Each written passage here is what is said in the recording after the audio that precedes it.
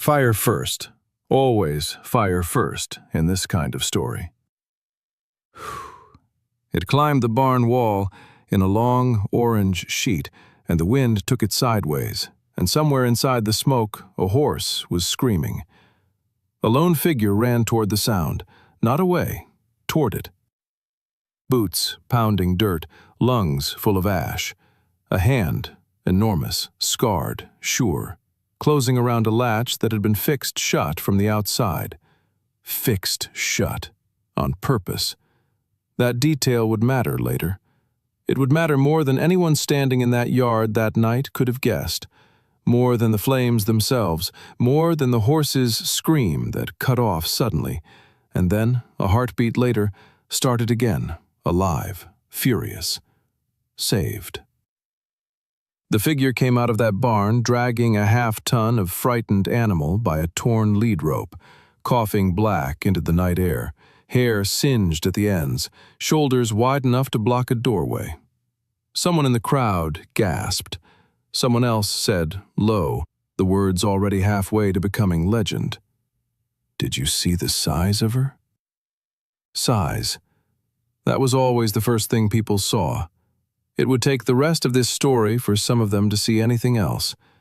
The fire did not care about size. The fire went on burning until the roof came down in a wave of sparks that looked, for one terrible, beautiful second, like a rain that fell upward. And then, nothing. Silence. Just embers, and a woman on her knees in the mud, and a horse breathing hard against her shoulder, and a locked door still smoking on the ground beside her, latch scorched, question unanswered. Who locks a door on a burning barn? That question would wait 4 years to be asked out loud. It would wait for a cowboy, and a letter, and a town that thought it already knew every story worth telling about the two of them. It did not. 4 years later, a cattle town at the dry edge of the frontier, the kind of place built by men in a hurry and finished by nobody at all. Clapboard buildings leaning into each other for company, a church with a bell that had cracked the second winter and never been replaced, so that it rang now with a flat, apologetic clank instead of a peal. Dust that got into everything. Coffee, boots, the corners of a man's eyes when he'd been out in it too long. This was where the real story began. Not the fire. The fire was only the wound. This was the healing, slow as healing always is, and just as unconvinced of its own progress. A man split wood behind a small house at the edge of town, and had been doing it, more or less, for 4 years. He was not an old man, not yet, though he moved like one some mornings, the stiffness in the left shoulder that never fully left him, the little hitch in his step going down for the axe. He wore his sleeves rolled, even in the cold. He did not go to church, though he did not say why, and the town had stopped asking, mostly, the way a town stops asking about a scar once it's had time to fade to something less red. His name was Wyatt Hale, and he had buried a wife 2 winters before the fire, a different fire, a smaller one, contained to a wagon and a river crossing gone wrong. And something in him had gone quiet after that, in a way that never fully came back up for air. He worked, and he worked well. He mended fences before they broke instead of after. He knew which of his neighbors' cattle would wander, and built his gates accordingly, without being asked, without mentioning it, so that half the town owed him a debt they didn't know to thank him for. That was the thing nobody understood about Wyatt Hale. He gave the town exactly what it needed, and asked for nothing in return. Because asking meant wanting, and wanting meant the chance of losing again. And he had already decided, quietly, the way a man decides things when no one is watching him decide, that he was done with that particular gamble. He ate supper alone most nights, bread, salt pork, coffee gone bitter from sitting too long on the stove. He read his wife's Bible sometimes, Not for God so much as for her handwriting in the margins. Small, looping letters that still smelled, he swore, faintly of lavender, though 4 years should have burned that smell out of the paper 100 times over. Wyatt Hale had stopped wanting things. That was the safest place a man could live, he told himself. Wanting nothing meant nothing could be taken. He did not know yet how wrong that math was. It was the postmaster's wife, of all people, who nudged him first, a small woman named Odalie Fenn, who ran the counter 3 days a week and gossiped the other 4, and who had appointed herself, without election or permission, the unofficial conscience of the town's bachelors. "There's a paper," she told him one morning, sliding an advertisement across the counter like she was dealing cards. "Come out of the territorial capital. Matrimonial notices. Half the ranch hands in the county have already written off for it." Wyatt looked at the paper the way a man looks at a snake he isn't sure is dead. "I've got no use for a wife, Odalie." "You've got a house with 1 chair pulled up to the table," she said, not unkindly.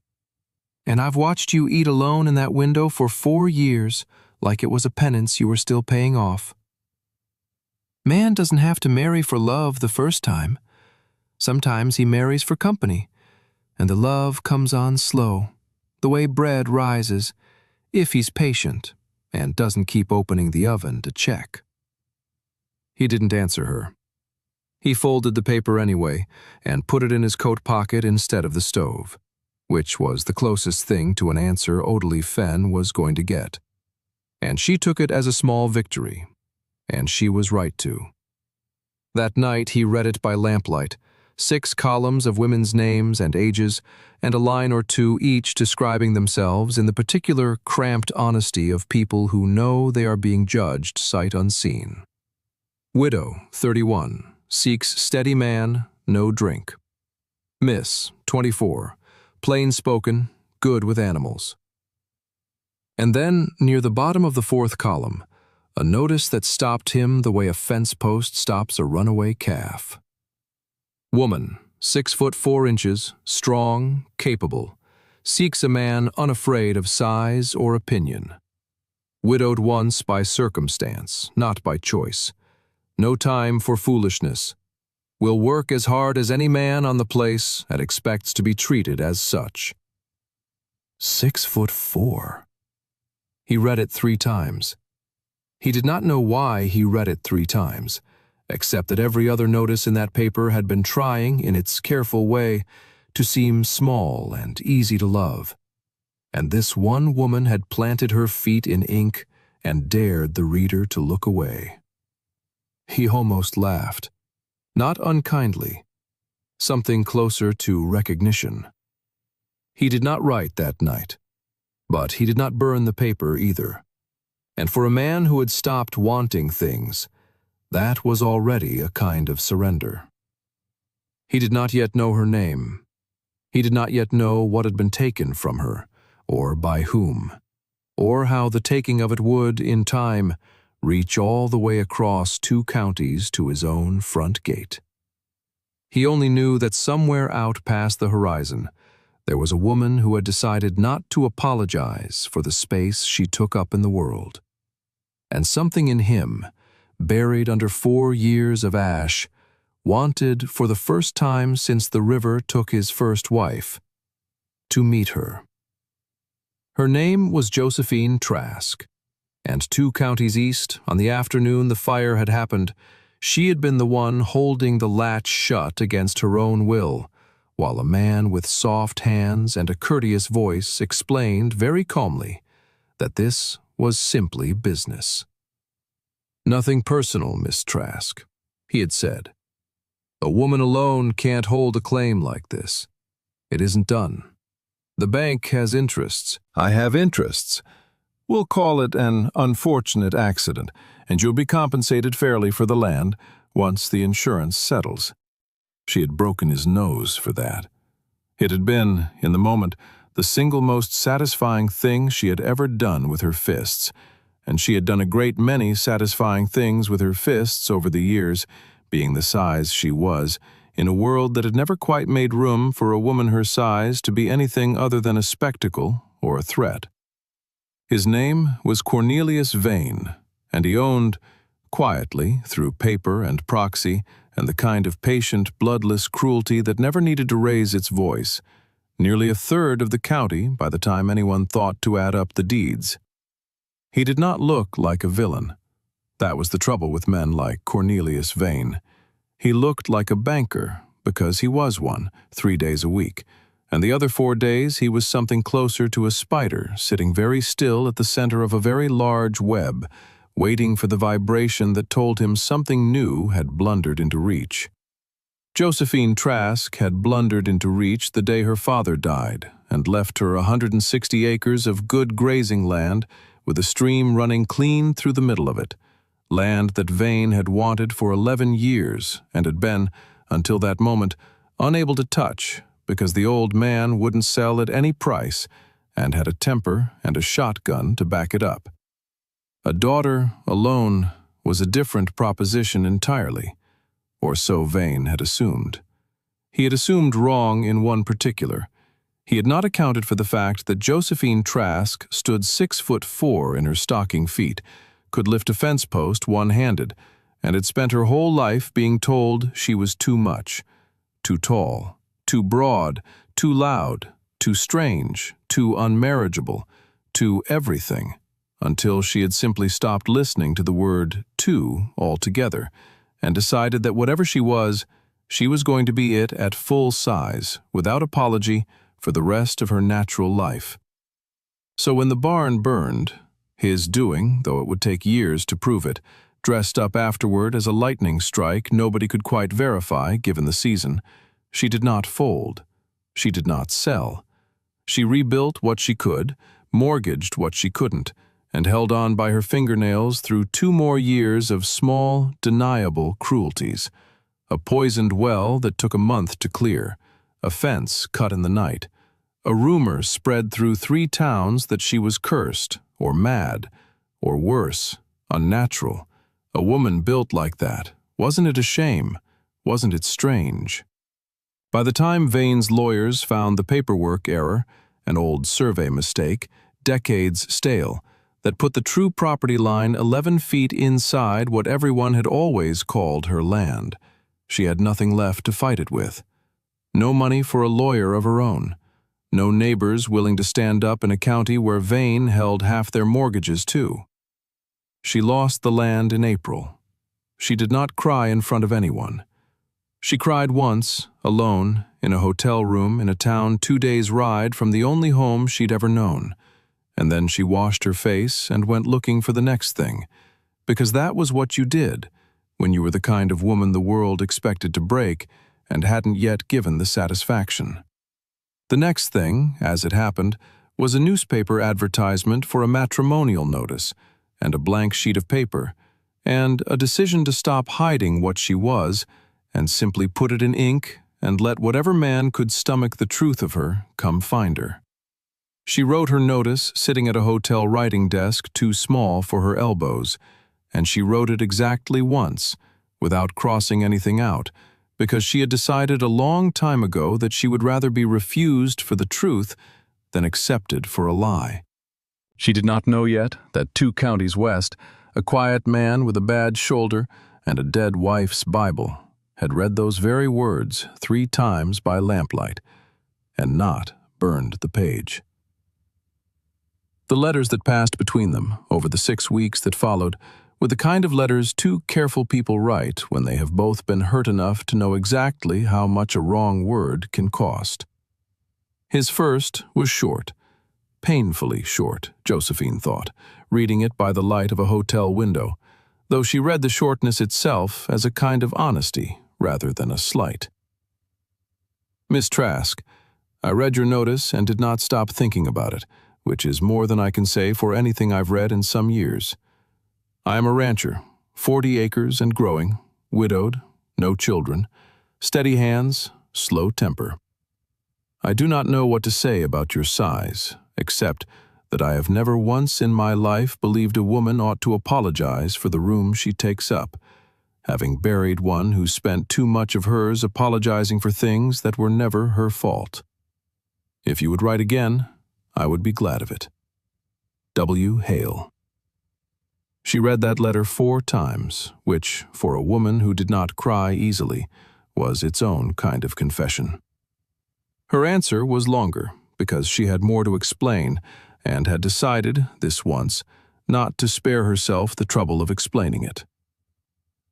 Mr. Hale, I am 6'4" and built to match, and I have been called ox and giantess and worse by people who meant it as insult, and by a few, strangely, who meant it as compliment. And I have stopped being able to tell which stings more. I lost my father's land to a man who wanted it, and had the paper and the patience to take it slow enough that no one ever had to call it theft out loud. I do not say this to earn your pity. I say it because you should know what you'd be marrying. A woman with dirt still under her nails from land that isn't hers anymore, and no dowry but a strong back and a stubborn nature. If that is still agreeable to you, I would be glad to hear it. Wyatt read that letter on his porch at dusk, the sky gone the color of a healing bruise, purple sliding into orange, sliding into the deep blue that meant the day was well and truly done. And he thought about the barn fire, 2 counties east, that had made the territorial papers for a week before it was forgotten. The giant woman who'd pulled a horse out of the flames with her bare hands, and something in his chest turned over slowly, like a stone rolling off a grave it had sat on for years. He had not known until that moment that Josephine Trask and the woman from the fire were the same person. The advertisement had not said. Newspapers rarely connect the dots that matter. That work is usually left to a quiet man on a porch at dusk, putting 2 facts together and feeling the whole shape of a woman's suffering arrange itself in front of him like a map he hadn't known he'd been looking for. He wrote back that night, and this time the letter was longer than any he'd written since his first wife died. Miss Trask, I remember the fire. Everyone in 3 counties remembers the fire. I did not know, until your letter, that the woman who pulled that horse out with her own hands was the same woman writing to me now. And I confess it has settled something in me I did not expect settling. You call yourself a woman with dirt under her nails and no dowry. I would call you a woman who ran toward a burning building when every instinct God gave a person says run the other way.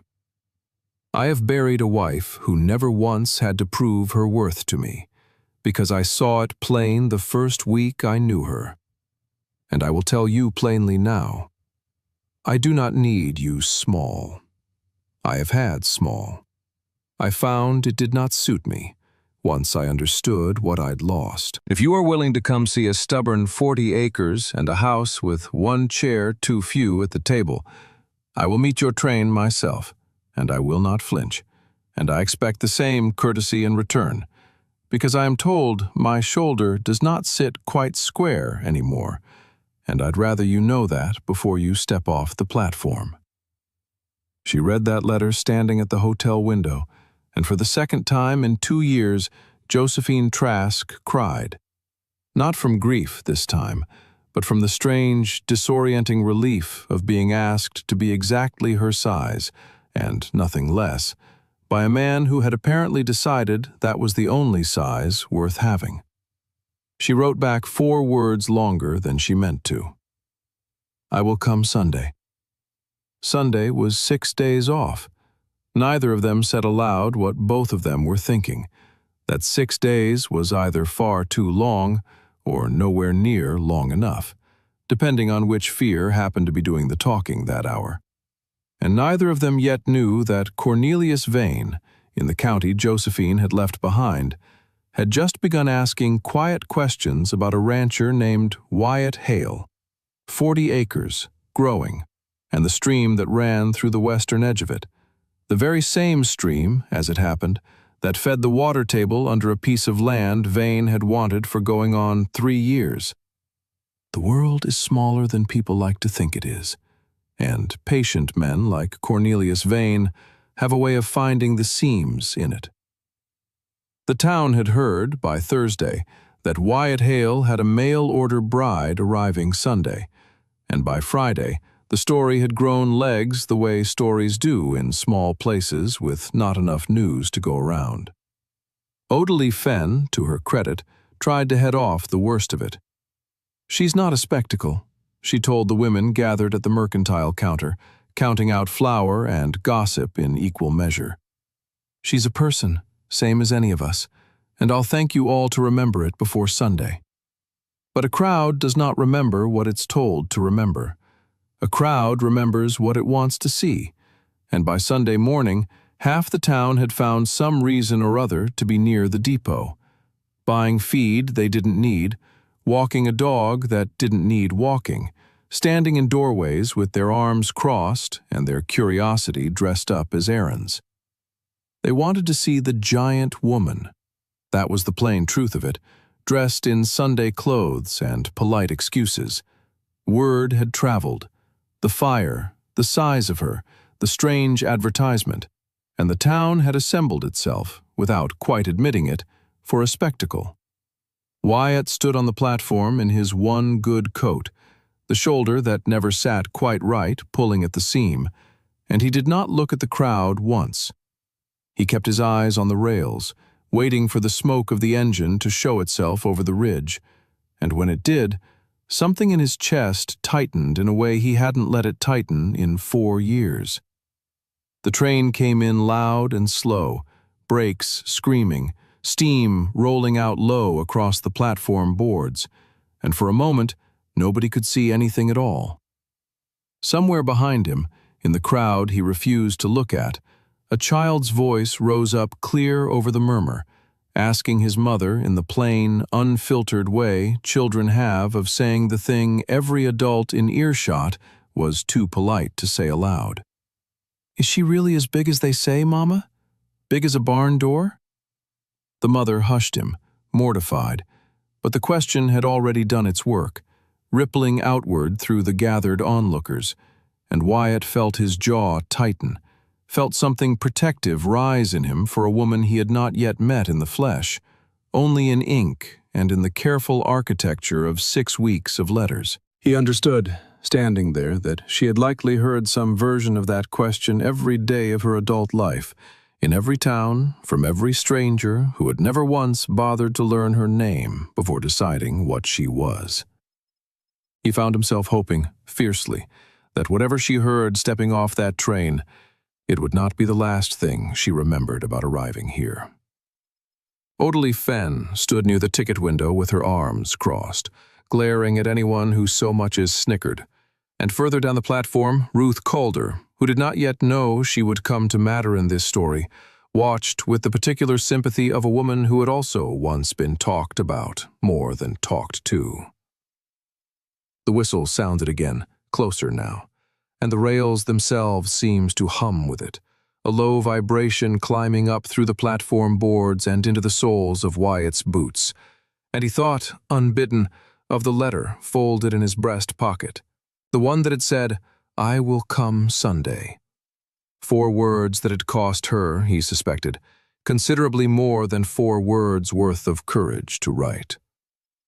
He touched the pocket once, briefly, the way a man touches a thing he wants to be sure is still real, and did not know that 200 miles back down that same line, Cornelius Vane had just finished reading a telegram confirming the wedding date, and had smiled the small, patient smile of a man filing away a fact for later use, the way a spider notes a new thread trembling at the edge of its web, without yet moving to investigate. None of that reached the platform. Not yet. Here there was only steam and noise, and a whole town holding its breath for a spectacle it did not yet understand it was about to lose the right to enjoy. And then the steam cleared, and there she was. Josephine Trask stepped down from that train car and had to duck her head to clear the frame, and the whole platform seemed to take one collective breath and hold it. She was, indeed, everything the fire story had promised and more. 6'4", broad through the shoulder, a jaw set like she'd been expecting exactly this reception, and had already decided not to give it the satisfaction of flinching. She wore a plain traveling dress, dust from 3 days of rail travel ground into the hem, and she carried her own trunk off the train herself, one-handed, before the porter could so much as offer. Someone in the crowd gasped. It was meant probably as an insult, or at least as the kind of gasp that precedes one. It came out instead sounding almost like awe, because there is something in the sight of a person simply being their full size, unapologetic, unbent, that rearranges a crowd's expectations faster than any speech could. Josephine's eyes swept the platform once, the way a person's eyes do when they are counting the exits or the enemies, or both. And then they landed on Wyatt Hale, standing very still in his one good coat, and neither of them looked away. That was the thing the town would talk about for weeks afterward, longer even than they talked about her size. Not that she was tall, not that he was quiet, but that the two of them looked at each other across that platform, in front of 40 curious strangers, and neither one so much as blinked, as if they had already agreed somewhere in all those letters that flinching was a debt neither of them owed anyone anymore. "Mr. Hale," she said. Her voice was low, steady, carrying farther than she probably intended in the hush of the platform. "Miss Trask." "You're taller than I pictured." A ripple went through the crowd. Was that an insult? Was he baiting her? Surely this was where the spectacle would turn ugly. And Josephine Trask's mouth did something nobody quite expected. It curved, just slightly, at one corner. "And you're smaller than the fire story made you sound," she said. Man who pulled a horse out of a burning barn. I pictured someone the size of a bear. It took the platform a full 3 seconds to understand that the giant woman had just made a joke, at her own expense and his, in front of an audience braced for cruelty, and that the quiet rancher had made one right back. And when the understanding landed, something in the crowd's collective posture loosened, just slightly, the way a held breath lets out when the danger turns out to have been imagined. It was the first joke either of them had risked with a living soul in longer than either would have admitted, and they had risked it, of all places, in front of 40 strangers who had come to watch them fail. They did not fail. Not that day. But somewhere, 2 counties east, a man with soft hands and a courteous voice had just received a wire confirming the marriage, and had folded the paper very carefully, and had begun, without any hurry at all, to make a plan. The first weeks were built the way a good fence is built, one careful post at a time, tested before the next one goes in. Josephine did not wait to be told what needed doing. She rose before dawn the first morning, found the axe leaning by the woodpile, and had a season's worth of kindling split before Wyatt came out to do the very same chore, stopping in the doorway to watch her work with an expression somewhere between astonishment and something warmer he wasn't yet ready to name. "You didn't have to do that," he said. "I know," she said, not looking up, driving the axe home with a crack that split the log clean in two. "I wanted to see what needed doing, and this needed doing." He found, over the following days, that this was simply how she moved through the world, assessing, deciding, acting, without waiting for permission or praise, the way a person moves who has spent a lifetime being told to wait to be asked and has finally, somewhere along the road, stopped waiting. He found he did not mind it. He found, in fact, that he had been lonelier than he'd let himself know, doing every chore on that 40 acres alone for 4 years, eating alone, sleeping alone, grieving alone in a house built for 2, and that the sound of another person's boots on his porch boards in the morning was doing something to the quiet that he hadn't known needed doing. They fell into rhythms the way 2 careful animals fall into a shared pasture, slowly, with sidelong glances, testing the ground before committing weight to it. She learned that he liked his coffee bitter and did not correct it. He learned that she took her boots off at the door out of some old habit from a childhood home with a mother who'd cared fiercely about clean floors, and he found himself sweeping more often than he ever had, just so the floor would be worth the courtesy. There was a night, 3 weeks in, when she'd made supper and burned it slightly, a stew gone a little too dark at the edges, and she'd set it on the table with a look daring him to comment. "It's good," he said, around a mouthful.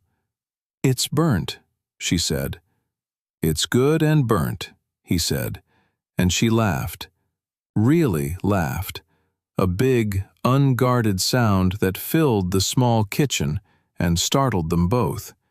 And it was, they would both later privately agree, the first time either of them had laughed like that since long before the fire. Either fire, hers or his. Small firsts accumulated the way frost accumulates on a window, one crystal at a time until the whole pane is transformed, and you can't quite say when it happened. The first time she reached to steady him on the ladder without asking, and he let her. The first time he noticed she flinched, almost imperceptibly, at loud, sudden noises, a dropped pot, a door slammed by wind, and did not ask why, but began closing doors more gently, setting pots down instead of dropping them, learning her the way you learn a new stretch of unfamiliar land, by walking it carefully and remembering where the ground gave way. The first time she asked him about his shoulder, and he told her, plain, unadorned, the way the profile of his grief had worn smooth over 4 years into something he could hand across a table without it cutting either of them. A river crossing, a wagon gone over, a wife who hadn't come up for air, and a shoulder that had been dislocated pulling at the wreckage looking for her, and had never quite gone back to where it started. "I'm sorry," Josephine said, and did not say anything more, which he found, strangely, to be exactly the right amount of words. In turn, she told him about the barn, the horse, the latch fixed shut from the outside that she had never been able to prove and never quite stopped thinking about on the nights she couldn't sleep. "You think someone locked you in on purpose?" Wyatt said. It was not a question. "I know someone did," she said. "I just never had the money or the standing to make anyone believe me." He was quiet a long moment, turning his coffee cup slowly on the table, the way a man turns a thing over when he's turning a thought over at the same time. "Man who'd do that," he said finally, "isn't a man who stops at one barn." Neither of them knew that night how right that sentence would turn out to be, nor how soon. Autumn came on slow that year, the way it does on the high plains, a long amber stretch of afternoons before the cold committed to anything permanent. The 40 acres, Wyatt's, and now, in whatever quiet, unofficial way 2 people's lives begin to overlap, hers as well, settled into something that neither of them named out loud but both privately recognized as peace. There is a particular kind of quiet that exists between 2 people who have decided, without saying so, to trust each other. It is not the quiet of avoidance. It is the quiet of 2 people working near enough to hear each other breathe, comfortable enough in the silence that filling it feels unnecessary. They found that quiet most evenings, Wyatt mending harness leather by the fire, Josephine working through a stack of her father's old ledgers she'd carried with her from the land she'd lost, tracing lines of numbers with one thick finger, looking for something she couldn't quite name yet, but knew in her gut was there. "What are you hunting for in those?" he asked one night, not looking up from the leather. "Proof," she said, "that the survey Vane's lawyers used was wrong. My father kept better records than anyone gave him credit for. If the original boundary markers were where I remember them, someone moved them, or someone lied about where they'd always been." Wyatt set down the harness. "You still mean to fight it?" "I mean to fight it the day I have something worth fighting with," she said. "Until then, I mean to live my life and split kindling, and not let a man like that decide how much of me gets to exist." He looked at her a long moment in the firelight. The set of her jaw, the size of her hands wrapped around that old ledger, the particular stubbornness that had gotten her run out of one county and had apparently walked undiminished straight into his kitchen, and something in him that had been closed up tight for 4 years came unlatched, quietly, the way a door does when you finally stop leaning against it from the other side. "I'll help you look," he said. "2 sets of eyes see more than one." She looked up at that, surprised in a way she didn't bother to hide. "You don't know this man." "You don't know what he's capable of." "I know the barn," Wyatt said. "I know the shape of a man who locks a door from the outside and calls it an accident. I've met men like that. Not personally, maybe, but I know the shape." What neither of them said, what neither of them yet knew to say, was that Wyatt had, in fact, met the shape of that man very personally indeed, though not by that name. Not yet. 3 days earlier, a stranger in a fine coat had ridden through the county, asking quiet questions at the land office about water rights and stream boundaries, and had asked in particular about a rancher named Hale. Winter closed in slow that year, the way it sometimes does before deciding, all at once, to be serious about it. The first hint of real trouble came disguised, as it so often does, as paperwork. A letter arrived to the land office, addressed to Wyatt Hale and Odalie Fenn, 3 days a week postmaster, 4 days a week conscience of the town, held it back an extra day before delivering it, turning it over in her hands, troubled by something in the return address she recognized from a story she'd heard secondhand out of the county to the east. "This came for you," she told him, when he finally came to collect his mail, and something in her voice made him open it right there at the counter instead of waiting for the ride home. It was from a law office representing something called the Territorial Water and Grazing Concern, and it informed Mr. Wyatt Hale, in language dense with the particular courtesy of men who enjoy hurting people through vocabulary, that a survey commissioned by the concern had identified a discrepancy in the recorded boundary of his property, specifically along the western edge where a stream, his stream, the one that had fed his cattle and his garden and his wife's grave marker for 4 years, appeared to run 11 feet inside land the concern now claimed as its own. 11 feet. Wyatt read it twice, the same way Josephine had once read her own letters, except this reading brought no warmth at all, only a cold, slow understanding climbing up the back of his neck like frost creeping up a window. 11 feet, he said aloud, and Odalie watched his face change, watched some private calculation complete itself behind his eyes. "That's the same," he said, almost to himself. "That's the exact same number." He rode home faster than he had in years and found Josephine in the yard, splitting the last of the season's wood before the ground froze too hard to want it, and he held the letter out to her without a word, because some things are better shown than explained. She read it standing in the cold, her breath fogging in front of her, and her face went through several things in quick succession: confusion, then recognition, then something that looked, for just a moment, like genuine fear, an expression Wyatt had not yet seen on her in all their weeks together, and hoped fiercely never to see again. 11 feet, she said. That's exactly what they took from me. To the inch. It's not a coincidence, Wyatt said. No, she said. It isn't.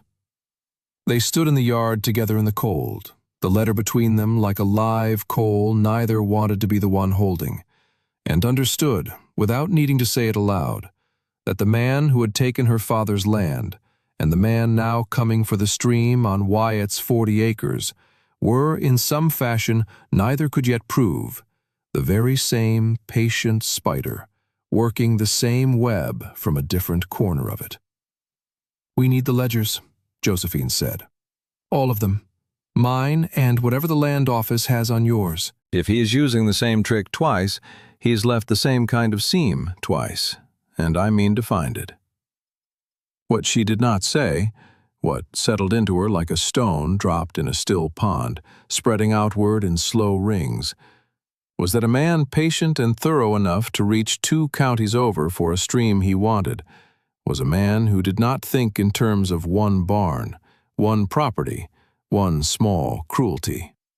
He thought, she now understood with dawning cold clarity, the way water thinks, finding every low place, filling every gap, patient past the point where ordinary greed would have quit and gone looking for easier ground.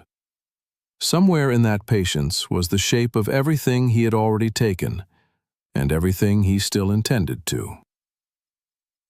The days that followed were a quiet kind of war, fought at kitchen tables and land office counters instead of with guns, though guns, both of them privately suspected, were not entirely off the table where Cornelius Vane was concerned. Josephine's ledgers carried 2 counties in a trunk she'd refused to leave behind, even when every other possession had to be sold or abandoned, turned out to hold exactly what she'd hoped they would.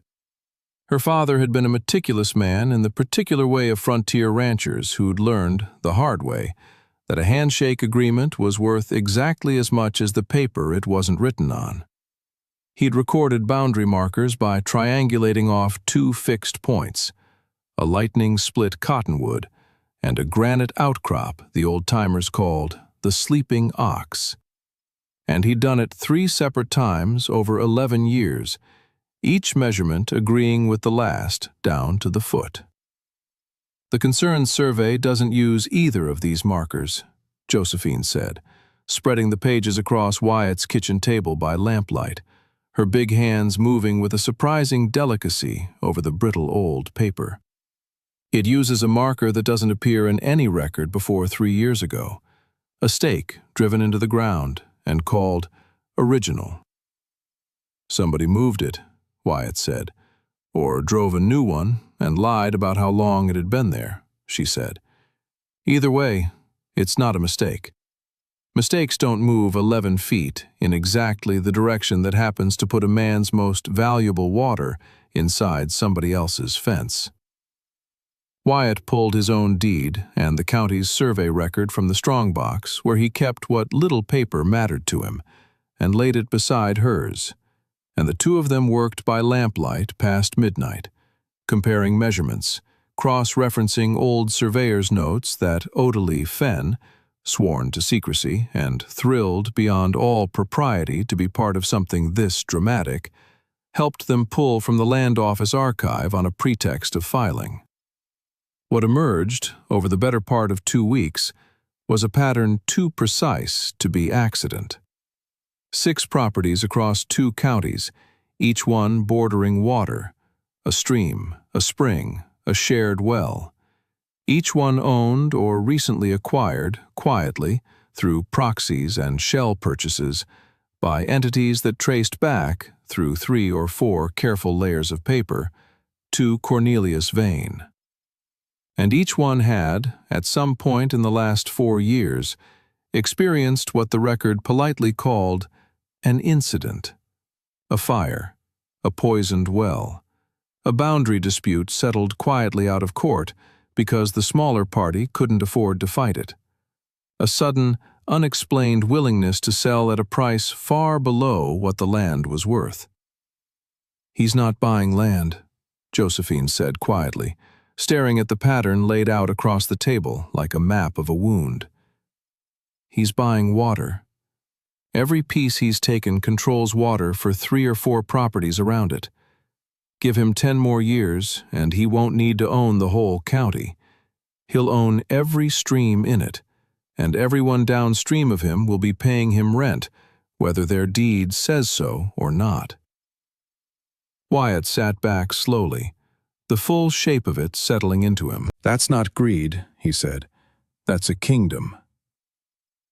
"That's exactly what it is," Josephine said. "And we're standing in the last 11 feet of it he hasn't managed to take yet."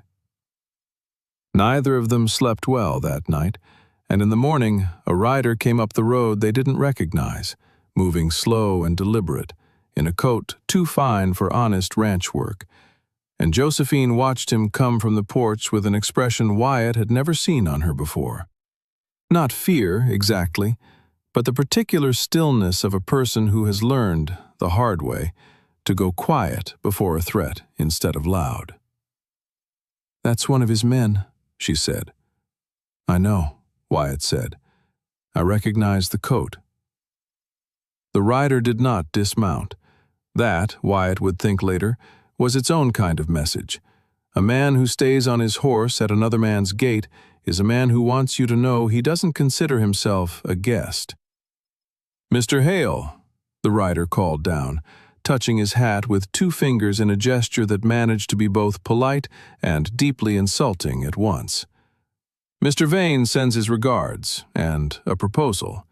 He'd be glad to settle the boundary matter quiet and friendly, save everyone the cost of surveyors and lawyers. He'll take the 11 feet, the water rights that come with it, and, in exchange, he'll withdraw any further claim on the rest of your acreage. Generous, considering the surveys already filed." "Tell Mr. Vane," Wyatt said, standing very still on his own porch, "that I've seen his surveys before. 2 counties east, if I recall the shape of it right." Something flickered behind the rider's eyes.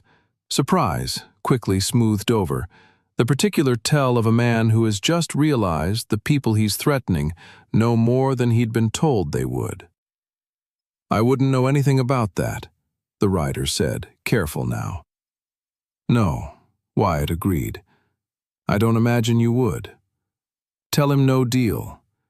Tell him if he wants 11 feet of my land, he can come explain to a judge why his survey stakes keep landing exactly on the water every single time, in every single county he's ever done business in." The rider's polite mask slipped for just a moment, a flash of something colder underneath, a glimpse of the machine that ran beneath Vane's courteous paperwork, before he settled his hat back down and turned his horse without another word. Josephine, standing just inside the doorway where she'd been listening, let out a breath she hadn't known she was holding. "He'll come at it sideways now," she said. "Men like that don't like being told no to their face. He'll come at us through something we're not watching."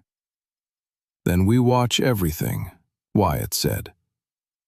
They did not know, that afternoon, exactly how soon or how viciously that sideways attack would arrive, nor that it would not come at the land at all, but at the one soft place in both their armor that neither had thought to guard.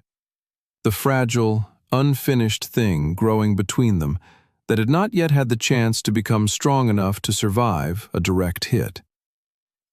The fire came at night, the way fires in this story always seemed to, as if the world itself had decided that certain truths could only be told by firelight. It was not the house.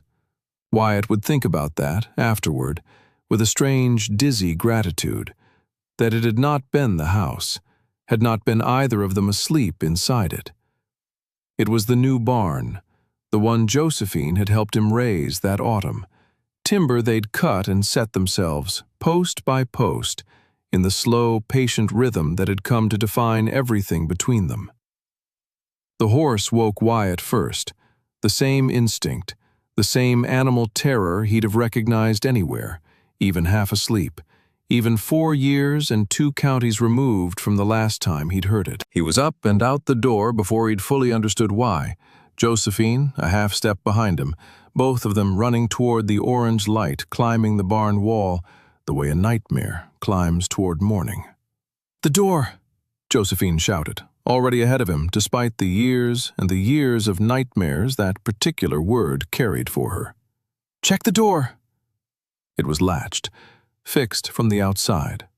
Again. She tore it open with a strength that made the old hinges scream, and together they got the horse out.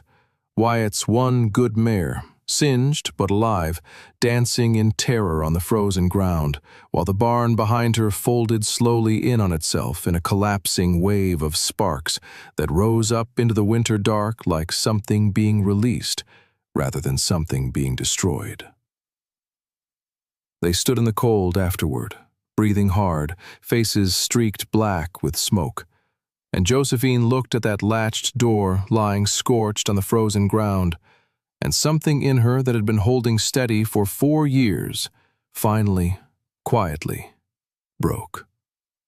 "It's the same," she said, and her voice cracked in a way Wyatt had never heard it crack. Not once, not in all the letters or the long nights or the hardest confessions. "It's exactly the same as before. He's telling me he can do it again whenever he wants, wherever I am. And there's nothing." "There's something," Wyatt said, and pulled her against him. This giant of a woman who could lift a fence post one-handed, folding down into his shoulder like something breakable after all.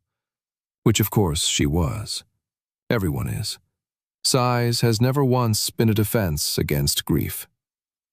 "There's something now. There's me. And there's what we found in those ledgers. And there's a judge somewhere in this territory who hasn't been bought yet." "You don't know that," she said into his shoulder. "No," he admitted. "But I know we're not doing this alone this time. That's the difference. That's the whole difference." They stood like that a long while, the barn finishing its collapse behind them into a bed of coals, the mare calming slowly under a blanket Josephine had thrown over her, without seeming to remember doing it. And neither of them said the word love. Not yet. Because it felt too small a word for what had just happened between them. The specific, unbearable intimacy of watching someone break, and staying anyway. What Wyatt did not say, because he did not want to frighten her further that night, was that he had recognized the rider's horse cutting away from the property line just before the flames caught.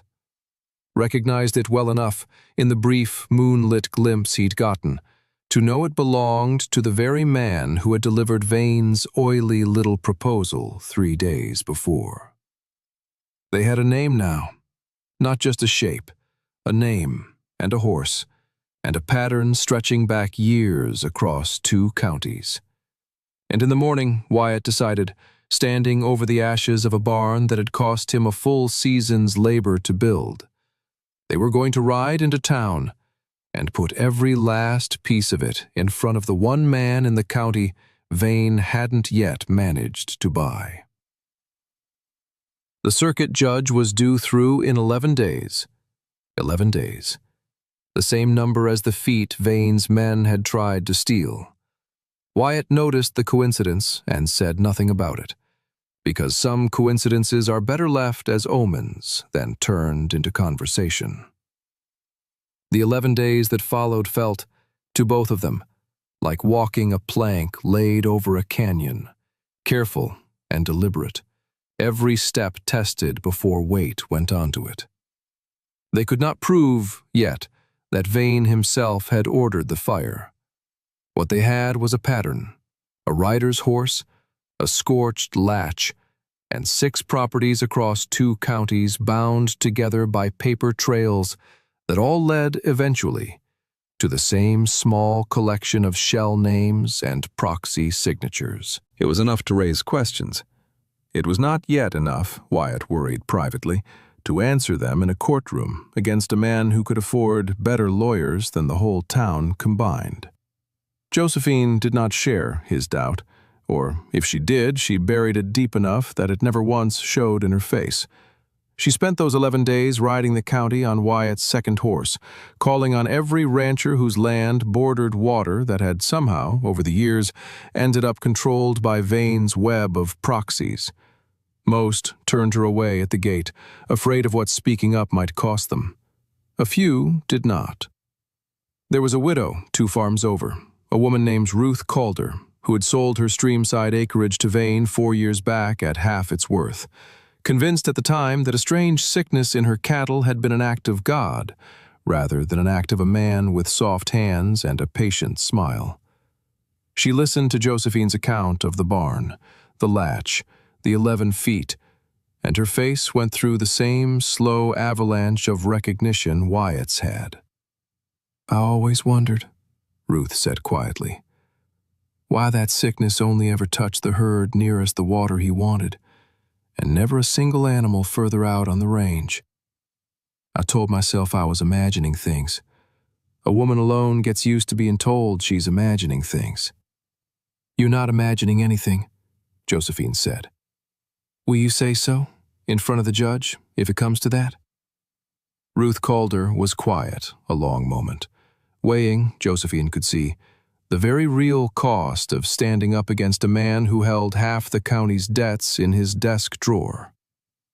"I will," she said finally. "I'm tired of being afraid of a man who's never once had the courage to do his own dirty work."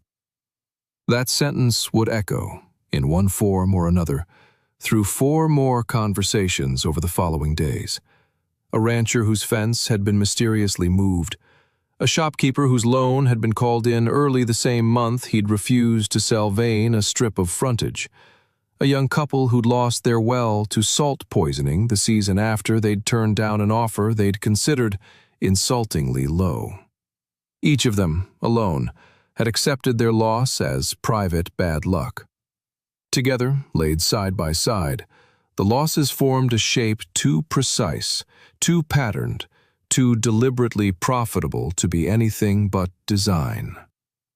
By the 9th day, Josephine had 6 sworn statements folded into the same trunk that had once carried her father's ledgers across 2 counties, and Wyatt had spent those same 9 days doing something quieter but no less important, going door to door among the men who owed him small debts of kindness they'd never had to repay, the fences mended before they broke, the gates built without being asked, and calling those debts in, gently, for the first time in 4 years.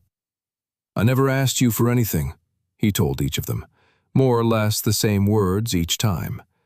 "And I'm not asking now for myself. I'm asking you to come to town in 11 days and tell the truth about what you've seen, if you've seen anything at all. That's all. Just the truth, out loud, where it can be heard." Every single one of them said yes. That surprised him more than he let on. 4 years of quiet, unthanked decency, it turned out, had been its own kind of ledger all along. And on the 10th day, walking home in the cold with a list of names in his coat pocket, Wyatt Hale understood, for the first time in a very long while, that he was not, in fact, alone in this county, and had perhaps never been quite as alone as his grief had convinced him he was. He did not yet know that Vane, sensing the tide turning against him faster than he'd planned for, had decided to stop waiting for the judge, and had instead sent men that same night to finish what the barn fire had failed to.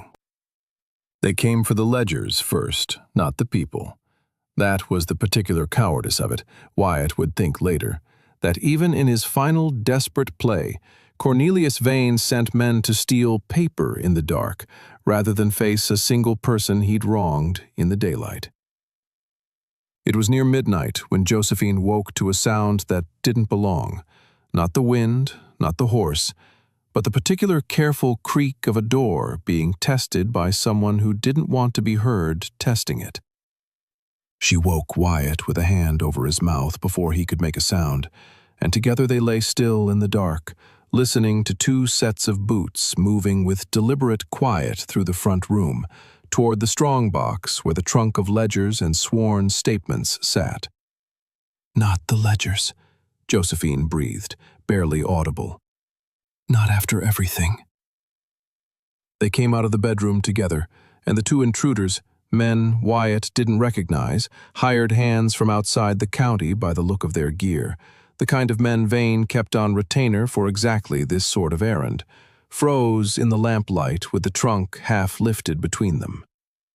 What happened next took less than a minute, though it would be told and retold in the county for years afterward, growing a little in the telling each time, the way all good frontier stories do. One of the men lunged for the door with the trunk. Josephine did not lunge. She simply stepped into his path the way a wall steps into the path of nothing at all, immovable, and took the trunk out of his hands with a single motion that left him staring at his own empty arms in open astonishment.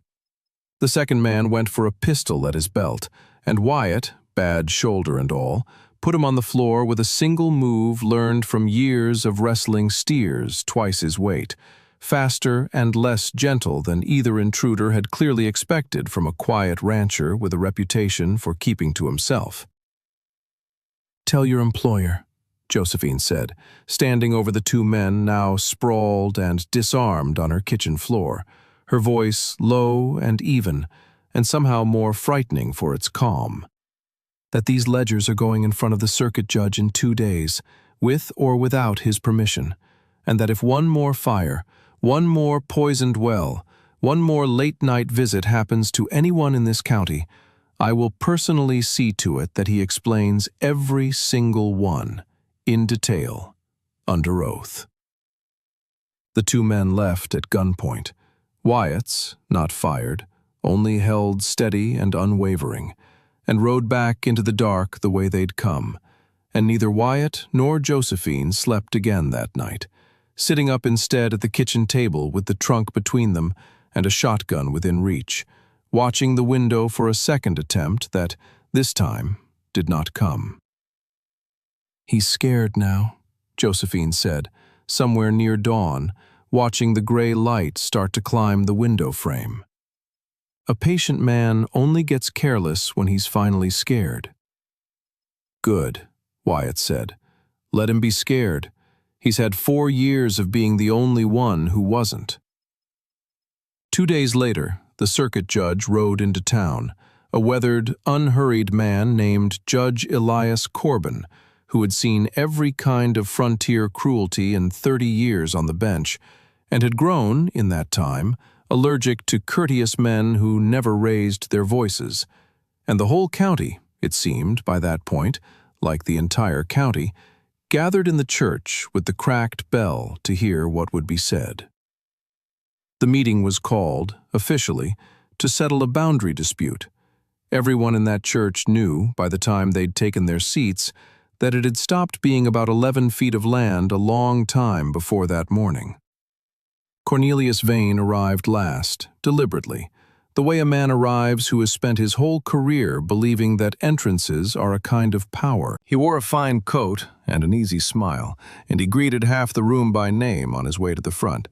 And for one uneasy moment, it seemed possible that his particular gift, the smooth, unbothered courtesy that had let him strip a dozen families of their land without ever once appearing to raise a hand against anyone, might carry him through this room the same way it had carried him through every room before it. "Judge Corbin," Vane said, settling into his seat with the easy confidence of a man who has never once lost. "I understand there's some confusion about a survey. I'm happy to clear it up. These things happen. Boundaries shift on paper sometimes, through nobody's fault." "They shifted on paper 6 times, Mr. Vane," Josephine said, standing, and the whole church turned to look at her. 6'4", unbowed, unapologetic. The giant woman half of them had come to gawk at on a train platform months before. standing now not as a spectacle, but as an accusation given human shape. 6 properties, 2 counties, every single one of them bordering water, every single one of them shifting a few feet in your favor at exactly the moment you needed it to. That's not confusion. That's a method. A murmur ran through the pews. Vane's smile did not waver, not yet, but something behind his eyes went very still and very cold, the particular stillness of a man recalculating in real time. That's a serious accusation from a woman who lost her own land to a legitimate survey error, he said smoothly. I understand grief does strange things to a person's judgment. Careful, Judge Corbin said, without looking up from the papers Josephine had placed in front of him. I've read 6 sworn statements in the last hour, Mr. Vane, and every single one of them describes the exact same pattern you just called grief-addled fantasy. A poisoned well the season a neighbor refused your offer. A called-in loan the month after another refused. A fire that took a widow's barn 2 counties east, with a latch fixed shut from the outside. And another fire, this same pattern, exactly, not 400 yards from where we're sitting, 11 days ago. The church went very quiet. 11 days, Judge Corbin repeated, letting the number sit in the air. The same number of feet your survey claimed, Mr. Vane, on Mr. Hale's western boundary. Strange coincidence, that number, showing up so often around you. For the first time in the whole proceeding, Cornelius Vane did not have an immediate answer. It was Ruth Calder who broke the silence first, standing slowly from her pew, her voice shaking only slightly. I sold my stream acreage to Mr. Vane 4 years ago, she said, after a sickness took half my herd. I always told myself it was God's will. I don't believe that anymore. I believe it was His will, and I should have said so a long time before now. One by one the others stood. The shopkeeper with the called-in loan, the young couple with the poisoned well, 3 ranchers whose fences had crept a few feet in the same convenient direction over the years, each of them adding one more piece to a shape that had, until that morning, existed only in scattered private grievances, and now stood assembled in the middle of a church for the whole county to see at once. This is a coordinated campaign of harassment and theft, Mr. Vane, Judge Corbin said, conducted through paper instead of pistols, which I will tell you plainly does not make it one particle less criminal. I've seen men hang for less blood than you've drawn without ever once dirtying your own hands. Vane's composure, for the first time in this story, or perhaps in his entire life, began visibly to crack, not into rage, which might almost have been more dignified, but into a thin, brittle defensiveness, a man scrambling for a foothold on ground that had just given way beneath him all at once. This is a witch hunt, he said, his voice climbing half a register from its usual oiled calm. A giant woman and a bitter widower, spinning conspiracy out of coincidence and jealousy. Careful, Josephine said again, quiet and level, and something in her tone made the whole room go still. You called me a giant once, to my face, the week before my barn burned. You meant it as an insult. I've decided to keep it. I am a giant, Mr. Vane, and for 4 years you built a fortune on the assumption that people my size, or my situation, or my sex wouldn't be believed, wouldn't be listened to, wouldn't be able to reach far enough to catch you. You were wrong about all 3. The church was utterly silent. Judge Corbin removed his spectacles, cleaned them with unhurried deliberation, and set them back on his nose, a gesture that had, over 30 years, come to mean that a man in his courtroom was about to hear something he would not enjoy. "Mr. Vane," he said, "I am ordering an immediate injunction against any further transfer of the properties named in these statements, pending a full territorial inquiry into the survey practices of every entity connected to your name. I am further ordering the original boundary of the Trask property and the Hale property restored, effective today, pending final judgment. And I am recommending, in the strongest possible terms, that the territorial prosecutor examine whether arson and extortion charges are warranted, given the pattern described in this room." "You can't," Vane started. "I can," Judge Corbin said. "And I have. Sit down, Mr. Vane, or I'll have you removed. And either way, this county is done being afraid of your paperwork." Cornelius Vane sat down. It was, by every account that survived that day, the first time in 11 years anyone in that county had seen him do anything he had not chosen to do himself. The aftermath moved slower than the reckoning had, the way it always does. Justice arrives in a single dramatic morning, but the world it leaves behind takes considerably longer to rearrange itself around the new shape of the truth. The territorial prosecutor did come within the month, and with him came surveyors of his own, honest ones this time, who confirmed within a week what Josephine's father's old triangulated measurements had said all along, that the boundary markers on 6 separate properties had indeed been moved, deliberately, by men in Vane's employ, and that the water rights attached to each had been redirected through paper as cleanly and as criminally as if it had been done at gunpoint. Cornelius Vane did not hang, in the end, whatever the county's raw appetites might have wanted. But he lost every acre he'd taken by fraud, lost his standing at the bank, and left the territory before the spring thaw under indictment for extortion and arson, riding out, some said, on the very same road Josephine Trask had once ridden in on, though headed this time in the opposite direction, toward a smaller and considerably less comfortable future. The town, for its part, did the slow, imperfect thing that towns do after they've been shown the gap between the story they told themselves and the truth. Some came by the Hale place with apologies dressed up as casseroles, awkward and sincere in roughly equal measure. Odalie Fenn, who had never once needed convincing, took it upon herself to make sure every one of them came. Ruth Calder became, in the months that followed, something like a friend to Josephine. The two of them riding fence lines together some afternoons, comparing notes on cattle and weather, and the particular exhaustion of having survived something the world had refused for years to believe. The boy from 2 farms over, a fearless, gap-toothed child named Eli, who had never once, in all those months, looked at Josephine with anything but open, uncomplicated wonder, took to following her around the property on the weekends, peppering her with questions about how tall she'd been at his age, and whether she thought he'd grow up to be big, too.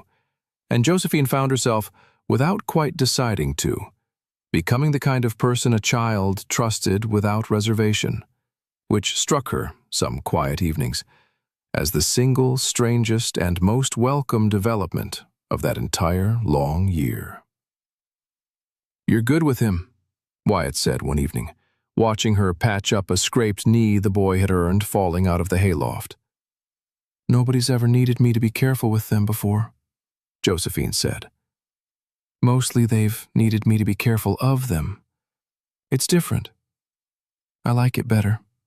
Wyatt rebuilt the barn that spring, with help, this time, from half the ranchers whose names had ended up on those sworn statements, men who showed up unasked with their own timber and their own hammers, working through 2 full weekends until the frame stood square and true, and nobody who raised a beam that spring needed telling why they'd come.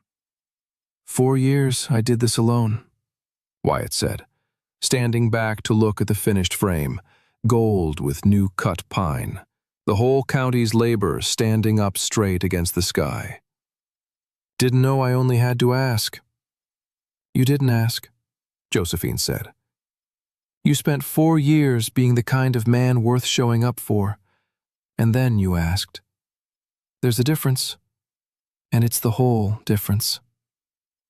He thought about that for a long while, and decided privately that she was right, the way she so often turned out to be right about the things that mattered most. Spring came slower than expected that year, the way it sometimes does after a hard winter, as if the season itself needed extra time to trust that the thaw would hold. But it came. It always did. It always answered. The wedding, the real one, the one that made official what 6 weeks of letters and one long, terrible, transformative winter had already settled between them, happened on a Sunday in late April, in the yard of the rebuilt barn, under bunting Odalie Fenn had insisted on hanging, despite Josephine's protests that she didn't need bunting to know she was loved. "It's not for you," Odalie told her, climbing a ladder she had no business climbing at her age to string the last length of ribbon. "It's for the rest of us. We've been waiting months to celebrate something good in this county, instead of just surviving the bad in it." The whole town came, this time not to gawk but to witness. And the difference between those two postures, gawking and witnessing, was, Josephine reflected, standing at the makeshift altar in a new dress that fit her properly for the first time in her adult life, the entire distance she had traveled since that first afternoon on the train platform. Wyatt stood waiting for her exactly where he'd stood that day, in the same coat, the shoulder still not sitting quite square. And when she came to stand beside him, he did not look away, and she did not flinch. And this time there was no crowd bracing for spectacle. There was only a county that had slowly, imperfectly, learned to see them both plain. "You wrote a very honest letter," he told her, quiet enough that only she could hear it, echoing deliberately the very first thing he'd ever properly said to her in ink. "So did you," she said. I almost didn't believe a man could be that plain about wanting something. Most men dress it up. You just said it. "I'd had 4 years of not wanting anything," he said. "Turns out that's its own kind of dressing up. Pretending you don't want a thing so it can't be taken from you. I'd rather want it and risk it than go on pretending." Judge Corbin, who had stayed on an extra week specifically to preside, pronounced them married in front of the whole assembled county, and the cracked bell in the church tower rang out its flat, apologetic clank one more time. And for once, nobody minded that it didn't sound quite whole, because neither, really, did anyone standing under it. And that had stopped, somewhere over that long, hard winter, being something either of them needed to apologize for. There was food afterward, and dancing of the rough, unpracticed frontier kind. And Eli, the fearless boy, spent most of the evening standing as close to Josephine's elbow as he could manage, informing anyone who'd listen that he intended to be exactly her size when he grew up. And Ruth Calder cried a little, happily, into a cup of cider. And Odalie Fenn declared to anyone within earshot that she had known it would work out from the very first day she'd slid that newspaper across the counter. Nobody corrected her. Some victories are small enough and hard-won enough that you let a person keep them.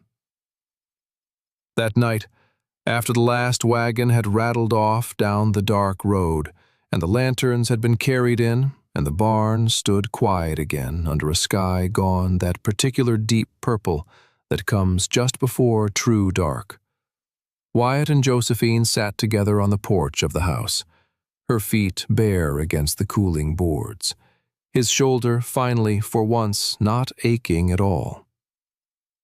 "Do you think you'll ever come back?" Josephine asked, meaning Vane, though she didn't need to say the name. "Territories are big," Wyatt said. Men like that always find some smaller ponds to be a bigger fish in. I expect somewhere out there he's already found one. That's not our problem anymore. Somebody else's town gets to learn what we learned. That's how it goes, I think. Nobody gets to fight that battle for good. You just get to win it for your own patch of ground and hope the next town finds their own Judge Corbin when their turn comes. That doesn't feel like enough, she said. No, he agreed. But it's what we've got, and I've decided it's enough for tonight. She leaned into him then, the whole considerable weight of her settling against his side, the way she'd settled into very little in her life without fear of being told she took up too much room. And he put his arm around her, the bad shoulder, the one that never sat quite right, and found to his mild surprise that it did not hurt at all in that particular position, as if 4 years of an old wound had simply been waiting for something worth reaching around. I used to think, she said quietly into the dark, that being this size meant I'd always be looked at.